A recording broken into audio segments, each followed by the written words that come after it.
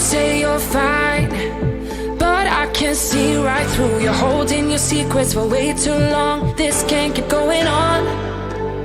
With every lie, they keep on hurting you, getting away with everything they do. This can't keep going on. No, we're gonna find them, and I'm gonna fight for you. They better start hiding. We'll be running with the lions, lions. We'll be running with the lions, lions. They can't run, they can't hide. We won't stop until they're down. We'll be running with the lions, lions.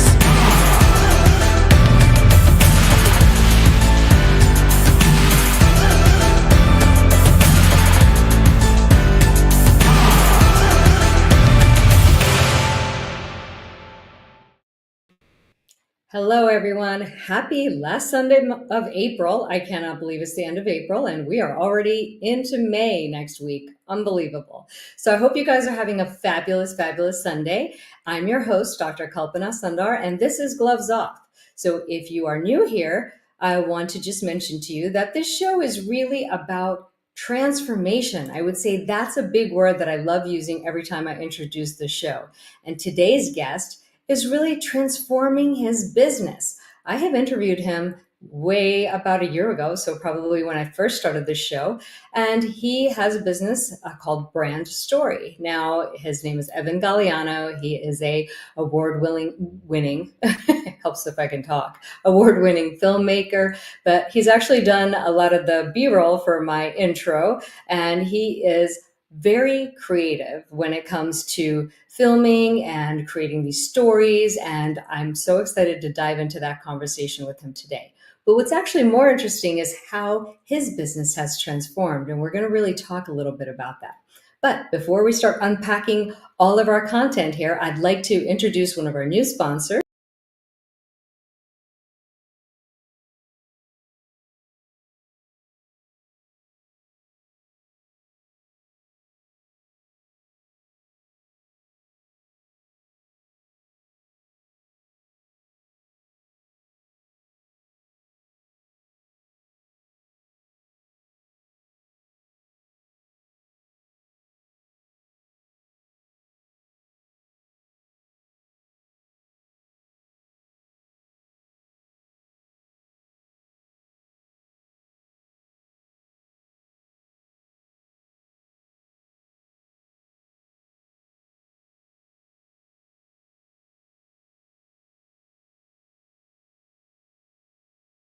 Levels, which is awesome. So the other thing I wanted to mention is last week I had Kathleen Horvath on, and so she was talking about feng shui and also Chinese metaphysics, Chinese astrology. So some of you had asked, how to get that free 30 days that she was offering on the Time Blazer website that she offers. So here's the QR code down below. So if you want to click on that, you can check that out for 30 days. So after the episode, I did check it out. It was really interesting just looking at what favorable times were to do certain things like move or have meetings or, launch campaigns. I found it pretty fascinating. Now, I know some of you may think it's all woo-woo, but I found it very fascinating. So if you're interested, there's the free trial down below. So hopefully you will check it out, and I'd love to see what you think. And then to introduce my other sponsor, Elevated CPA. Tax season, thank God, is over, but hey, it's going to come out again next year.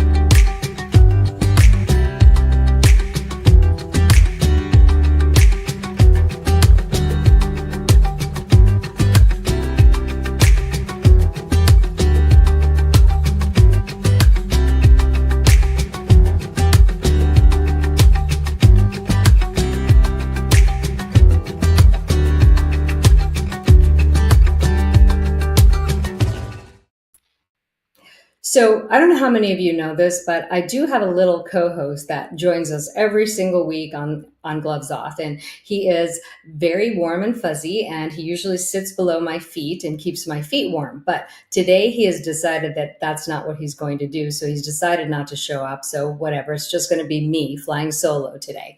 But I am so excited to introduce Evan Galeano. One of the things that we just talked about recently when we talked about his company brand story, he said, well, I think brand story is just BS. So now I think I might just want to start with something about that to begin our conversation.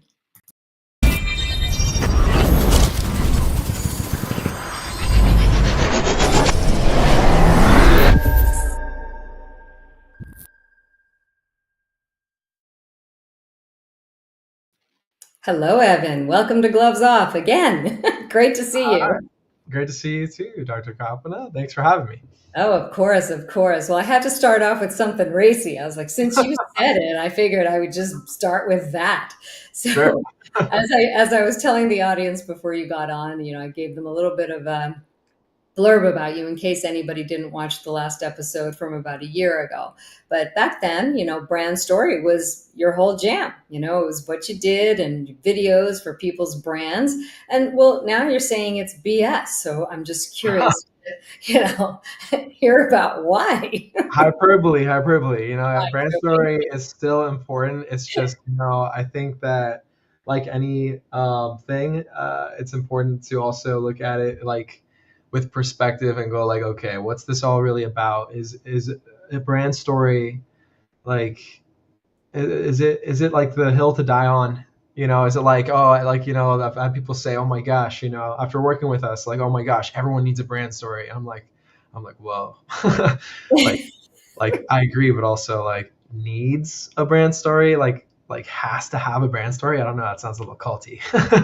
like, so so yeah, it's been a matter of balance. Like I do think that the work we do and have done has been impactful, and yet also I feel like there's a layer deeper that now I've been arriving at, which is like, okay, we're calling it this thing brand story, or all the different, there's plenty of other programs out there that kind of get into the same thing we do, right? Getting behind the brand messaging, brand positioning, selling from elevated sales positioning with your brand, crafting a unique value proposition, communicating in a way that's going to attract others as opposed to repel through these different brand narratives. And ultimately, like it's all great like on the strategic. The way I see it is it's all strategic stuff, and strategy is super important in business, but really it's actually not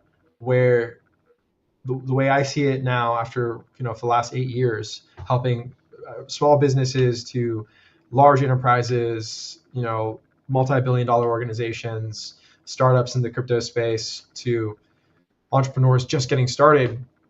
What I've realized is that it's really not about so much brand story as much about like holding a mirror up so that they can see, so they can start to like see their one of a kind, unique, invaluable, like spark of the divine, Mm. so they could see that within themselves.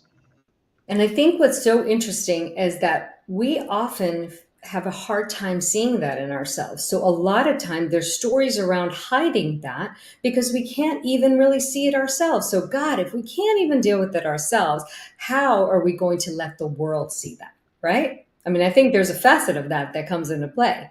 100%. It's always been, it's a battle between shining our light versus falling into that sort of um, I think it's our society has forgotten how to sometimes to empower, um, starting with the youth. I mean, I know growing up, like I was always told things like, you're one of a kind, you're special, be yourself. But then all of a sudden, like sometimes it can feel like when we do that, we don't get such a positive response. Well, it can be alienating. So what happens is, and I've gone through a lot of this myself, so I think you and I have shared some similar experience, probably everybody, really, frankly. But the thing is, it's safer to conform because there's mass numbers behind that, and then, but there's no joy in that. And I think we're coming out of an era where people were conforming, being just like one another, and businesses were becoming like one another, but now the world has changed. People are changing. Now I think we're feel safer. Some of us, not all of us, but the ones that are awakening are feeling safer to be our unique selves and let the world see that. I would say that's the best way I could describe it.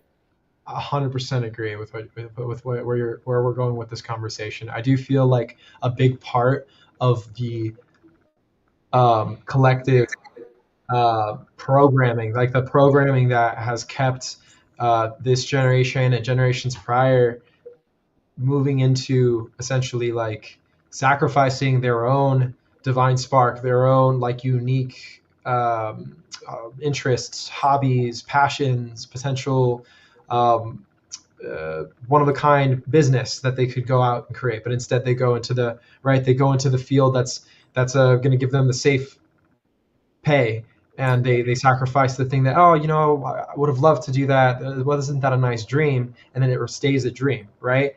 Right. And ultimately, the way I see it is that we were all meant for. Every one of us has only a one of a kind, unique purpose that really no one else outside of us can tell us is ours. It's for us to discover. 100%. And it's not that easy. And as you've discovered, and I kind of was being a little cheeky when I said brand story was BS, just because I like to rile everybody up for a little while. But seriously, it's just more that it's just surface level is what you were really meaning when you said that Yeah. iteration was, your first, but now there's more to it as you have delved into your brand, as you have identified more parts of you that make you unique. Now you're infusing your brand with those elements. And I think that's where the true transformation comes in. I'm kind of in a similar place in my business as well. So it's funny how our stories kind of align right now. That's beautiful. Yeah, absolutely. It's definitely like with the words business or brand. What I started to realize is actually there's a degree of like separation, or there's a sort of like out of reachness to sometimes what I'm talking about. Like when people find out that I'm doing brand story and say I'm talking to an extremely talented individual who would like to do a career, who would like to get into a career as, say, a musician, for example. Mm-hmm. Um, and when they hear that, they're like, "Oh, that's really cool that you can do that, but that's not really can't really help me." And I'll be like, no, man, like this is like brand story, like this is for really everyone. But there's certain individuals who have sort of like they're sort of hear the words brand or business and they're like, that's not really for me. Who am I to have a business? Who am I to? And it's like, so when I say brand stories BS, I feel like I'm actually saying it for those people because I feel more called than ever to help people who have yet to actually find their brand or even resonate with the word brand, and ultimately, the youth who are the most, like, in terms of the future, the youth are the future, and yet they're still being sold this sort of like, go into this place where whether you're a fish, whether you're a bird, we're going to teach you how to climb a tree. And it's like, and it's just kind of like, okay, like there's so many different zones of genius that every one of us is born with a different one, and they're not all just going to fit into this box. Actually, none of I them. feel like school is putting all of us in a box. I mean, not that I'm against, education, but I'm just saying some of the ways that I feel that I was taught didn't really work for me. And obviously I'm a generation or two behind you, but none of that really worked for me. I'm a very free thinker. And so put me in this box, and I actually thought it was stupid, because not that I got good grades, but it just didn't intrigue me. But then out in life, I can do things that other people cannot do because they weren't taught it, but I know how to do it because I figure it out. So everybody has a different zone of genius, and I think our school systems don't really incorporate that. They don't really empower us to follow that golden thread, the thing that interests us, right? And then they label those of us who, right, they try to put me on ADHD medication. Right. Like, thankfully, my parents were like, no. And if my parents wouldn't have said no, then I would have ended up getting numbed to ultimately what became my superpower, which was my hyper focus. And then I would use that hyper focus to drown out whatever the BS the teacher was talking about and go and find the thing that lit me up, which became my spark of creativity, that became the artistry that we put into the mini documentaries that we make, or the music that we, and all of that. If I wouldn't have been allowed to explore that as a kid, I would have been in this in this mind prison. And it's oftentimes felt like that's what they were trying to do to us. And this whole conform versus, break out of the mold, it's like, there's the argument, well, we live in a society, so how are you going to live in a world without shoulds or rules? And the way I see it is like, aside from treat your neighbor, love thy neighbor, Mm-hmm. right, as yourself, do unto others, like, great, that's a great rule to live in a way, in a peaceful society. Other than that, it's like, who are you to tell someone what they should do? Exactly. Outside of it. We all should really live the life that's right for us, and as long as we're not hurting anybody else, I don't really see the problem in it. And that's what I've always looked at when people have issues with the ways other people live their lives. And I said, well, if it's not hurting you, what do you really care? If that's what makes that person happy, let them have it. And you do what makes you happy. So I Right. think for a lot of us, our business has to reflect a portion of who we are, or it feels like for me, my brand, I created my brand as an extension of me, because then I don't have to remember what my brand is and what I am. And if I'm just incorporated into the brand, then I can just do and say whatever I want, because I am the brand, which obviously mine is unapologetic. I say what I want. I am a truth teller. If you don't like the truth, please do not hang out with me. I will invoke the truth. I will say it. It's just, I won't say it in a mean way, but I will say the truth. You are the perfect role model. Like, you are really a true role model when it comes to someone who shows up taking a stand, and the stand is our brand. The stand we take. Like I say this again and again when I do speeches, when I'm doing presentations and explaining what is even brand. The brand is just simply the stand you take for what you believe in and Mhm. against what you don't believe in. Yep. Right? Like, So standing true. against whatever the conflict is, whatever the thing that's out there that you believe that we can overcome together.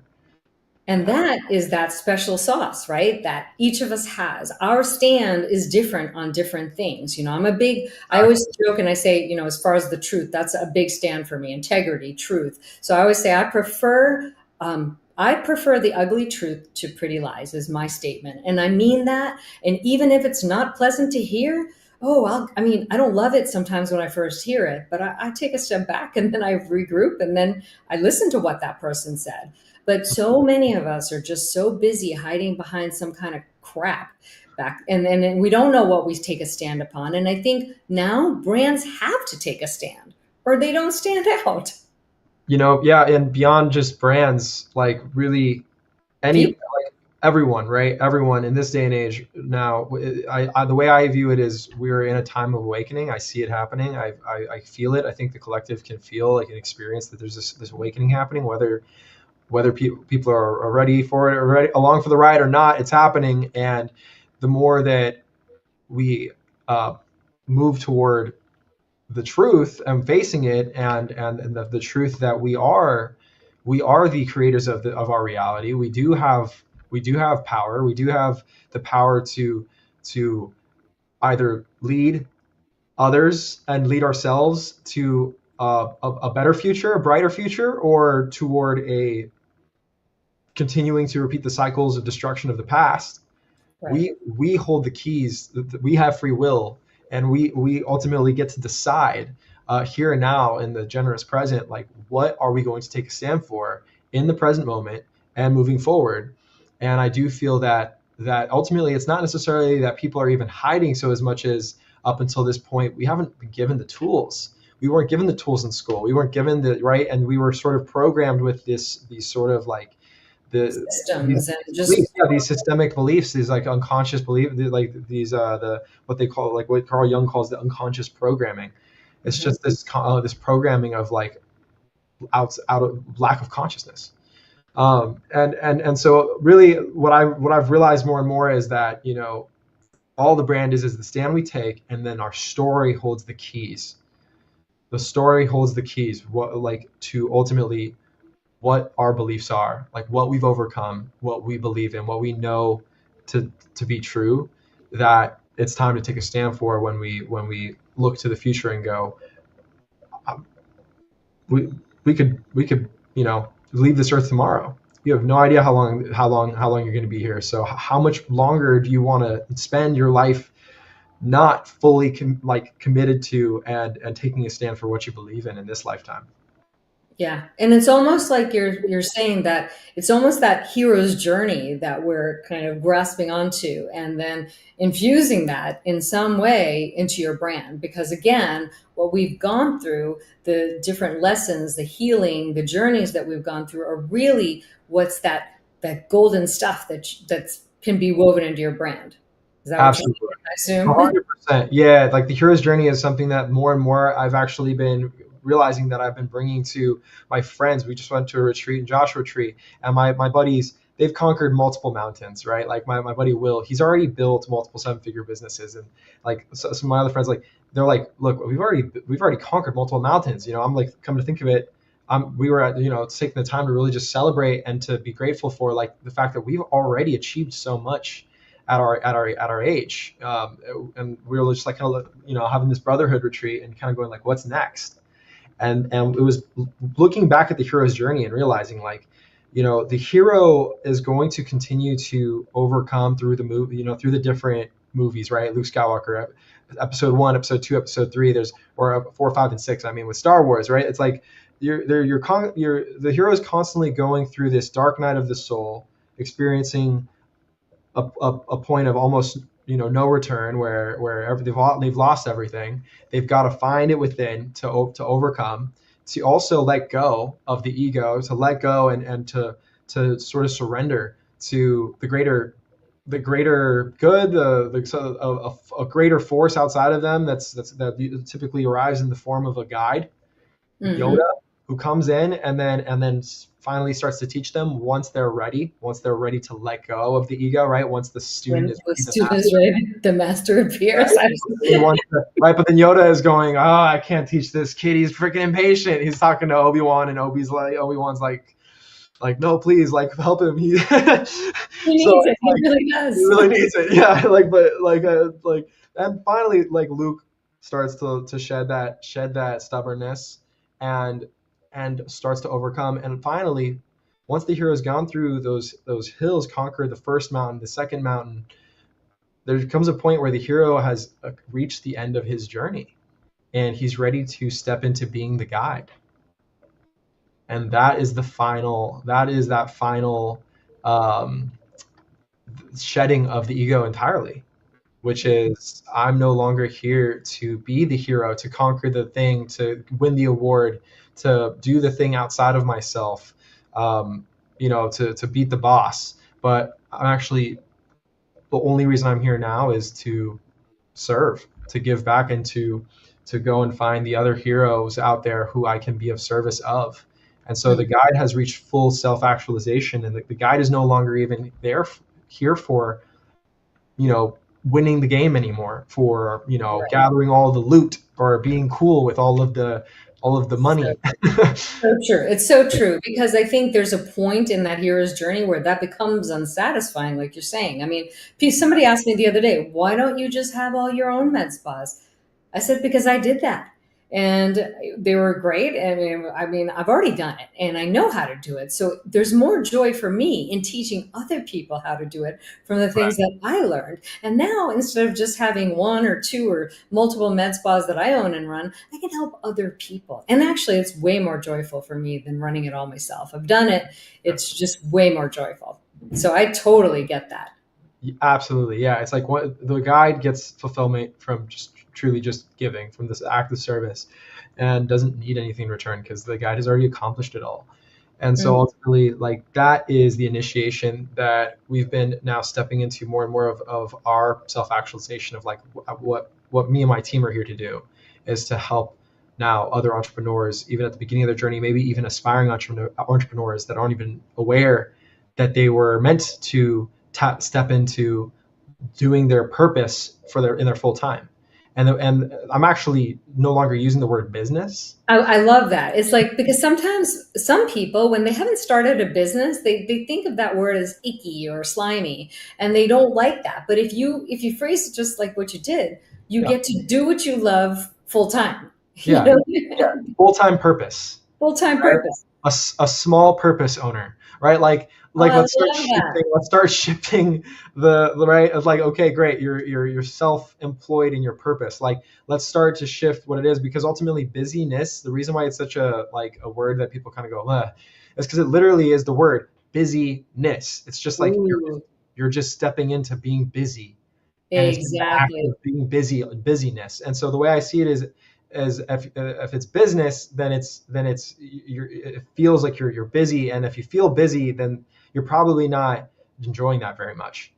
Right. And Versus purpose, right? Fulfill like something fulfilling. It's never gonna feel like busyness, and that's ultimately the way I feel. It's like these last years stepping back into the really owning and operating my own video agency, it hasn't once felt like a business. I agree. I agree. When you do what you love, you don't ever feel like you work a day in your life, right? It's so true. And the other thing too is that also is a misconception that just because you have your own business, you have to be busy all the time. If you run the business correctly and do the right, because this is what I help my business owners do, is there are ways that you can get back your time. You just have to be strategic about it. And I think over the years in the past, businesses have become slimy, crappy, poor customer service. There's been a lot that has changed in business. Now I think we're having these new waves of businesses that are purpose led, soul led, driven from a different reason than just greedy money. And I think people, when they hear business and think icky stuff, is real because they're going with that connotation of business. Yeah, there's always going to be, in life, in any corner of the world, like you're going to find darkness, and then you're going to find light in the same corner. Like, so with business, right? It's like the way I see it is there's a lot of, out there. I think what you're referring to is like the the unfortunate consequence of larger entities out there or corporations, like specifically, right? This like the whole idea of corporate greed, and yeah, I do believe that there comes a point where when it just becomes about the money, Hmm. then you're doomed to fail because right there's even books out there like profit first, and I think that that's a great concept in theory, and it's important to look and prioritize profit, but to put it first above people is risky business. Like it's not long. Like okay, if you're going to always prioritize money over people, it's just a losing. I think that there's no way to win in that game. I think that the really ultimately the most successful, not businesses, but the most successful purpose-driven, impact-driven movements that have ever been Hmm. were things that put people first, and then money was a byproduct of that they found abundance Right. because they put the people first. Well, I don't know that those two even have to be mutually exclusive, to be honest with you. Because here's the thing. Yes, you should always put the people you serve first, but without money, you can't put those people first because you don't have anything. Right. So It's balance, right? exactly, there has to be a balance, and I don't know that the two have to be mutually exclusive. I believe that you have to have both of them, and they deserve equal parts of attention, but not in spite of one another. Is I guess my point is that I like to get across is like because we've gotten on board with clients who were having some culture issues in their businesses, Mm, some culture issues that would form where there was maybe lack of employee just like morale or and things oh like yeah, that. And when we would come in and we would really lock in and hone in on what's the story here, why are we all doing the thing, what's the stand, those were ultimately unclear. And when those are unclear, then I think that specifically the programming we were talking about earlier in this society, people just kind of go, well, yeah, we're going to get a job to make money. Mm-hmm. That's the programming. So that programming can find its way into these organizations at any level. And what we do when we come through and say, what's your story? What's the story behind this product or service? And we find that why. Mm-hmm. Almost every time it was like there was just a lack of awareness. It's not that the why wasn't there. There was a lack of awareness around the why. The founder maybe wasn't telling his story enough, which is why I say that telling our story is like the most important thing we can do. True. Because then the employees around them stopped really, they just didn't have that awareness as to like why all this mattered so much. Well, then they start to perceive it like not just as a job, but their stakehold in that purpose. Exactly. Which makes a big difference when you're just going to a job just to punch in and get a paycheck versus, oh, I'm actually contributing to this bigger purpose. I'm part of something bigger. That feels Exactly. way better. Like there's this authentic story behind like the service, and it's actually going and like, wait, it's actually going and changing lives. Right.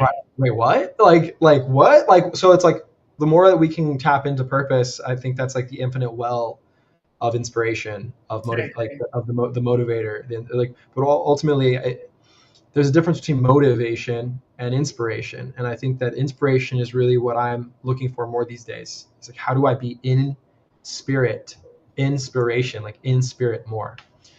How do I be tapped in? How do I be tuned in? How do I be just, yeah, it's been beyond just a purpose-driven journey.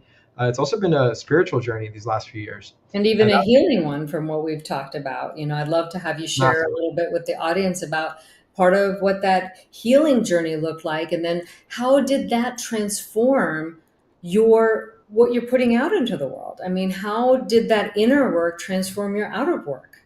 Oh man, thank you for that question. Yeah, it's been quite the journey, honestly. Come to think of it, I almost gave up. I almost gave up, and I had that notion of like, this isn't for me. I'm not going to own a business ever. I'm just going to go and find a 9 to 5 because I keep effing things up, and I'm all this stuff that happened with my mental health in high school. I haven't been like, I couldn't heal from it. I tried. Things are falling apart. Nothing's working out. I had these like potential, I was also just working, and at that point I hadn't really I wasn't fully aware of what I was taking a stand for. So I had started working with some companies that it was a mixed bag, and some of them, their integrity, their purpose, they weren't in alignment, and I started to get affected by that and impacted by organizations that started to have this this cult-like effect on me, where I was feeling drained. I was like, they were draining my energy. I was feeling like just like miserable, depressed. And then I finally, one was, I had really started to like almost gaslight me, and no, and I'm not naming names or anything, but it was just, I just started to, unfortunately, this was right before 2020, the cycles of trauma, specifically that I went through in high school and even just through childhood, even that I had never really learned how to heal from. I never really found out how to heal from them. Those just limiting beliefs, those fears around self-worth, around deserving, being worthy of these things, worthy of success, worthy of wealth. I would get money, it's almost like there's be like a self-sabotage that would occur, and I would just all of a sudden I would find myself just like almost dealing with a bit of like a manic depressive type of journey, where things would go up and then they would go down, and then things would go up and crash, and the crashes would be really gnarly. And so in 2020 it was pretty much my rock bottom. I still have a drawing, or I still have a piece of paper from when I was in an inpatient facility for 2 weeks. I would reach the place where I was in insomnia for 2 weeks straight. I couldn't sleep. And this is like the collage they had us do in there. And it was just, I just remember I couldn't believe when I was in there. I just couldn't believe it. It was like I couldn't believe this had happened, where I had got to the place where my mental health got, not only my biggest fear, which was losing my sort of like losing my mind, like I did in high school when an antibiotic really impacted my gut health, my gut microbiome, my mental health, and I was Mhm. experiencing these rare side effects that was, I mean, I don't know if you've heard of Accutane, but it was like that but worse. And I've heard of a few stories of kids who, well, some of my friends who went through the Accutane and took that and what it did to them. But this was, or not to compare and say things are worse or but this was a antibiotic called Solidin that completely, like, I was unrecognizable, So and many of us don't realize how much these quote unquote people think they're benign, but they're not. I mean, they really aren't. Any kind of pharmaceutical substance you put into your body has to be, you have to really think about it. I'm very careful about what I put in my body, but that's a whole other can of worms. But I mean, anyway, in a nutshell, 99% of our pharmaceuticals are derived from petrochemicals. And when I told that to my buddy Brian, who's been in the medical space for some time, he has a stem cell clinic. He couldn't believe it. He was like, "What?" He's like, "What are you yeah. talking about?" A lot Well, of people still don't know. A lot of they the don't people teach us that stuff. they don't They they don't don't teach. they keep that from us. Yeah. The Rockefellers, some of the largest contributors and founders of the medical system, the chemical based medical system we have now, were Right. also the oil barons, and were just capitalizing off of their monopoly on oil, and said, "Oh, we've got this. Why don't we just use this resource that we have all access to, and make it so that the medical industry now has to rely on us and our oil ownership, and we are going to profit even more. And oh, it's a little poisonous. Who cares? We'll just make it so that they don't realize that it's slowly killing them, because it'll be a long-term death, a long over time death." It's So like exactly when people ask me, well, why did you leave medicine? I'm like, oh, that's a whole big can of worms. There's so many reasons, and that's one of them. so many But stories there. But I Yeah. mean, so how did this portion of the journey that you had with, all of these, with your mental health and that you were unrecognizable, how did that create this journey into your business and then the reshaping of your business as you dug deeper into that healing journey? It was really like the pit of despair. In high Mm. school, it happened, and then again in 2020, when I had basically this massive chip on my shoulder, and I was just like, I'm just, success is the best revenge. Go out and work your ass off and be successful, and that's how you're gonna sort of like get revenge on ultimately who I still was like feeling a lot of like just chip on my shoulder around, was all the people who didn't know how to help me, and that was it. Really, they didn't. It's not that I don't think anyone intentionally ever hurt me. I just think that sometimes in life that we don't know how to help someone else, and specifically in these situations, where we do want to maintain like a positive vibe. It's like we do have to protect our energy. And I was just a sinking ship, and no one really knew how to help me around me, and I don't blame them. But back then I did. I wasn't really blaming them. I was just upset. I was angry that like just there wasn't seem to be any help from. There didn't seem to be support for me. But there's always some people. There's always going to be those people. There's like I had even if it's like one. There's like that one person that's like that's stuck with me and still like showed me kindness, and like let my friend Evan, who's also named Evan, uh, you know and I remember she invited me to spend time and have dinner with her parents, despite the fact that I was like so anxious I couldn't even have like sit at a dinner table with anyone. Wow. I had to leave. I was like, I can't have dinner with your parents. I have to go. So yeah, I think that was my dark night of the soul again and again, and then in 2020 again, dark night of the soul. But that's the moment of surrender, right? So I just remember I surrendered. That was like that next few months after getting out of the inpatient facility, I just was like in a place of letting go. Like I let go, and the answer started to arrive. The more that I started to tap back in to what just felt good for me, like I was able to tap back into like just playing video games again, like a little kid, like just sort of actually just nourishing the inner child And the joy, and the right? And joy, then and the answers the joy. Yeah.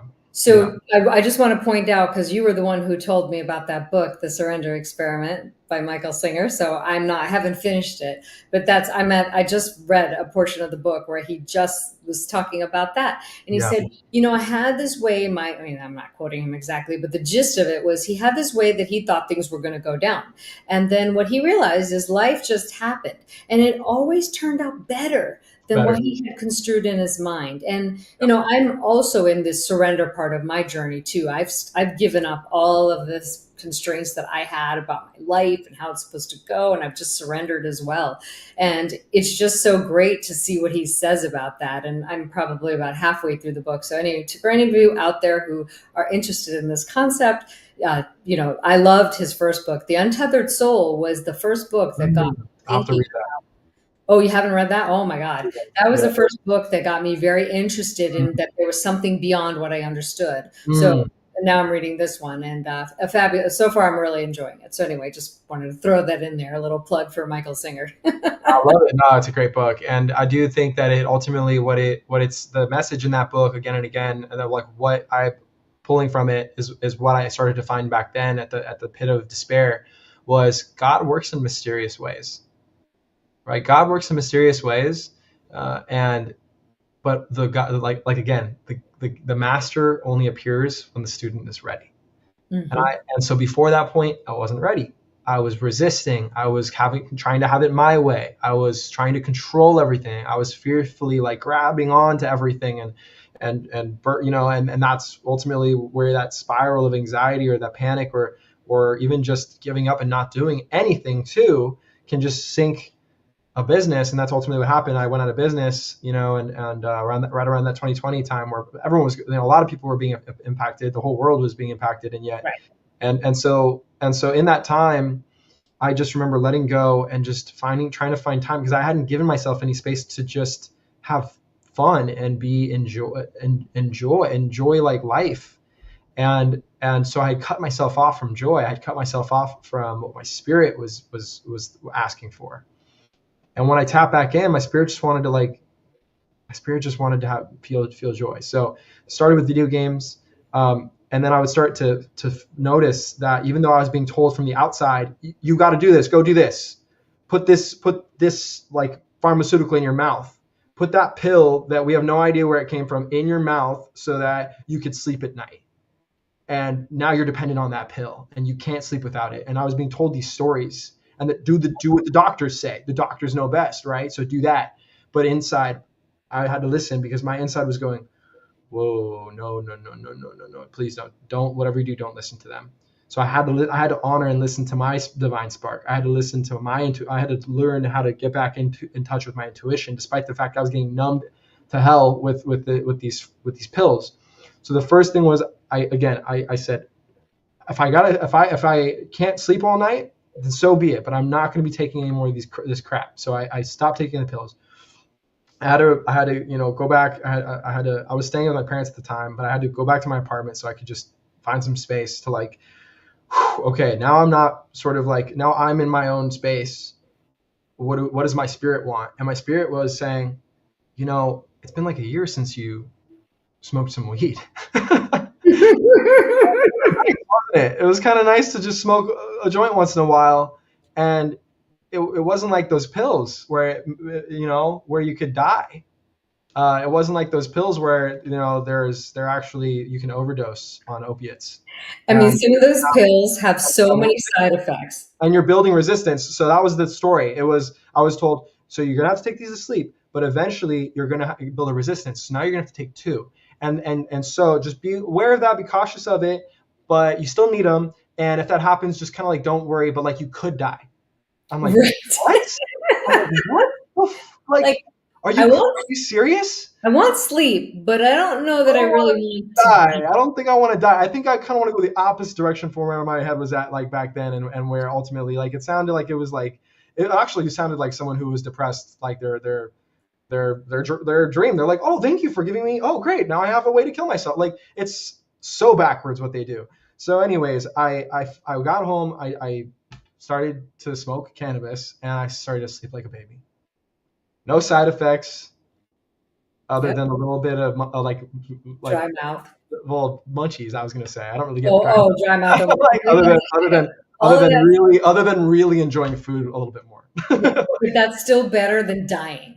I think so. I think so. So anyway, so the plant medicine slowly started to bring me back to life. Like this became my support system that I realized that we were cut off from purposefully by this system that wants us to buy their bullshit. They want us to buy their bullshit over the stuff that we can grow in our own backyards, that we can grow like because they can't make And money yet, off of us from that. and yet they really promote alcohol. Oh yeah, on every corner, so they want Yeah, they want you that's a drinking. I whole mean, other story. That's a whole other yeah, story. exactly. That's a whole nother can of worms. You and I agree on that one too. That's more, yeah. I mean, we don't But care. Like we're but I yeah. know that you have done a lot It's of time we have healing. to- Yeah, Yeah. exactly. We need a whole nother conversation for Yeah, that. I think we need a whole other revolution for that one.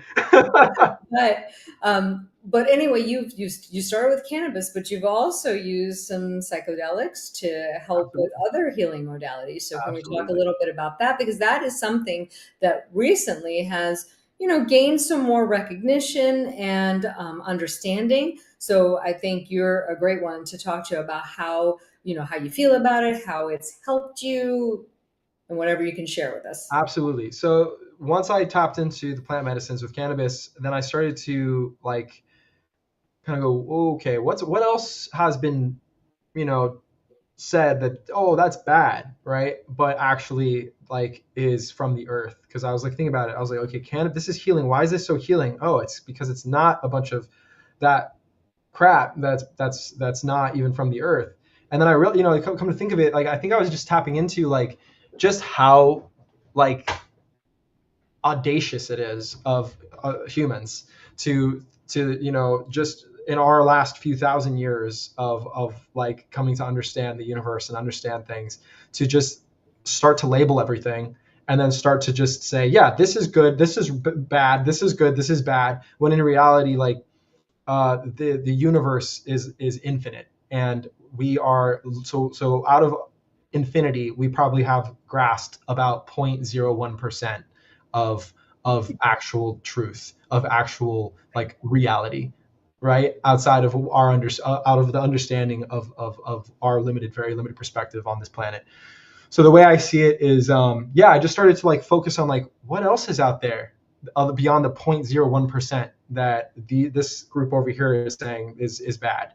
And the first thing that I started to look at and realize was like, oh, what else have people been the propaganda machine has demonized, and very quickly I found psychedelics. I found plant medicine in the form of psilocybin, in the form of these different other like plant medicine, like the plant medicine derived, even like for example LSD, also derived from the mold from wheat. So I actually began through friends and through trusted sources, and that was the most important aspect of it all, was that it was always trusted sources. I started to hear stories of healing. And again, story was very important to me with brand story. It was always about following the story, and those were always the signs. When I would hear a story of transformation, and it would be something that would be in alignment with the transformation I was seeking, I would start to pull on that thread. And very soon after that same year, by the end of 2020, I had my first experience with psilocybin, and that experience changed my life forever. Brought me back to a relationship with God, with with the Father. I don't even know that I would say the word God could even describe what I experienced, because what I felt like I experienced was beyond a God, beyond comprehension. Maybe you're tapping into a universal consciousness. More of a oneness, Oneness, yeah. experience of like total love, bliss, connection, acceptance, forgiveness that existed much further beyond, outside of any one entity saying, you're going to be judged because of your no. It was nothing like that. My experience with Source, and that's really what I felt it was. It was me coming back in touch with, and it was a moment where I had another breakdown. I was on the psilocybin for the first time. I was in the bathroom, and I just remember feeling alone again, that feeling inside of just like suffocating loneliness and anxiety and despair and dread, like feeling like at any moment I would just have, like, I would die. And this was the same panic attacks that I would be experiencing since the antibiotics. And I just remember reaching that point of surrender, where I said, is there anything outside of me? Please help. I'm hurting, and I'd just like to know if there's anything there. And I just remember feeling, but then I remember feeling like it's more of like a feeling than hearing a word. It's more of a feeling. And I remember the feeling being, only if you're ready to drop being right. Ooh, Can well, you that get was pretty clear. can you get to experience right? And that's the right, when God works in mysterious ways, that is ultimately what I realized I had been blocking. It wasn't that God wasn't wanting to come and help me. It wasn't that it was that I myself had been blocking that from happening by my unwillingness to drop my need, my desire to get things my way. Hmm. It's And pretty to profound. just drop that, right? And to just allow what wanted to come into my life to come in the way that it wanted to come in, not the way I wanted it to. Right. And when I dropped it, I just remember being completely embraced and enveloped in this, just the brightest light that filled every fiber of my being, every cell. I just felt entirely renewed and restored, and I literally lifted up. Like, I felt like I was being, almost to the point where I almost felt like I was levitating. It was a feeling though, and I remember actually, because I was hunched over, and and then I started to like go back, and then I felt like I was being embraced through the wall. And so that was my first experience with psilocybin, and I just remember being this feeling of like knowing that came into my being, that was like, you will always be enough, you will always be accepted, you will always be loved. Wow. Stop Yeah. doubting. Like, there's no reason to doubt. And then it was kind of like I felt this leaving, and all I remember feeling this knowing of like, your turn, like it's your tag, you're it. If you want this feeling again, like, it's possible to experience it. Go and find it, and that's what I've been doing. I've been finding it, and I've been realizing that I've been finding it in when I show up to serve, and when I show That up. is amazing. I think that is that story coming full circle right there. It's like you find it when you show up to serve. I love that. Show up to serve, when I show up to find out how can I help my neighbor, how can I do one kind act of kindness, and how can I, and the more that I've just tapped into a life of presence and being in the present moment and being grateful for no matter what comes in, and just seeing that it's all forms of that universal consciousness, that oneness, that greater incomprehensible love outside of us, that we have no idea, that many of us, we walk around all day, we have no idea that's there for us all the time. We just haven't been tuned into it. We've been so tuned out and tapped into whatever this reality has for us, that we forget that really the only thing that's real here is each other. Totally. We're running out of time. Unfortunately, we're almost at the end. It's amazing how fast these episodes go when we get into a real deep conversation. It's like I need 2-hour shows. I know. Well, we could. I mean, we do. We That's talk okay. all Good. the I time. want to tell everybody where to reach you. We've got Evan's website down there. Everybody needs a brand story. No, I'm just kidding. Just contact him if that's something you're thinking about, or if you just want to get to know him better, because you can tell from this interview he's a really deep, awesome dude. So. But thank you so much for sharing all those vulnerable parts of your story. I so appreciate it. And I have to say, I feel like this was such a great episode. I think we touched on topics that I've not covered on this show yet. So I'm super excited. But thank you again so much for joining us on Gloves Off. And I think next year we're going to have you back, because who knows what you're going to say. I'll just leave with one last message. I'll just Yes. say, for anyone out there who feels like they need to have a brand story, they got to like strengthen their brand or anything like this, just remember that like there's nothing outside of you that makes your brand what it is. It's actually all you. Like Kapana, like you said, you are your brand. Like you and your every aspect of your unique, one of a kind beauty and talents and skills and all of it, when they come together, there is something there that the world has yet to see. And Totally. don't don't spend another day keeping that from us. Ooh, I love it. I love it. And that's a perfect spate to end. Awesome. Well, thank you so much for joining us, Evan. It was so great to have you back on the show. Likewise, thanks for having me. Have a great night. You too. Bye. Well, I hope you guys enjoyed that. I didn't want it to cut us off, so I wanted to make sure that I had the chance to close the show. That conversation literally could have gone on for another hour. But anyway, next week I'm going to be interviewing Sarah Goldstein. She's the founder of Bake Love to Me. We're going to hear about her story, about how her baking actually helped her get healthier and lose weight. So we'll see you next week for another episode of Gloves Off.